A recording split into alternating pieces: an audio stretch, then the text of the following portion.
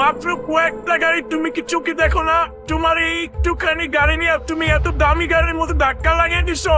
তুমি কি দেখো না? তুমি কি অন্ধ নাকি ভাই? আমি বুঝতে পারি না এমন কিছু হয়ে যাবে, এখন আর কি করার বলেন? এখান থেকে এখন কেউ কোথাও যাইতে পারবেন না। কেউ যদি এখান থেকে পালানোর চেষ্টা করো তাহলে আমি সরাসরি সিকিউরিটির কাছে দিয়ে দিব। যতক্ষণ না পর্যন্ত এই গাড়ির মালিক আসতেছে কেউ এখান থেকে এক পাও আগাবেন না। পার্কিং ম্যান ভয় পাচ্ছিল, কারণ গাড়ির যেই ক্ষতি হয়েছে সেটা যদি গাড়ির মালিক এসে দেখে তাহলে সব দোষ তার ঘাড়ে এসে পড়বে। এইদিকে প্রিমিস ভয় পাচ্ছিল যে পার্কিং ম্যান যদি তাকে দেখে ফেলে তাহলে তো সবাই জেনে যাবে তার আসল পরিচয়। তাই প্রিমিস অদিতিকে নিয়ে ওইখান থেকে যত তাড়াতাড়ি সম্ভব পালিয়ে যাওয়ার চেষ্টা করে। প্রিমিস অনেক ভয় পাচ্ছিল পালানোর সময় তাকে না পার্কিং ম্যান দেখে ফেলে। যখনই প্রিমিসরা যাচ্ছিল পার্কিং ম্যান তাদেরকে দেখে ফেলে। এই ছেলে দাঁড়াও, কোথায় যাচ্ছ?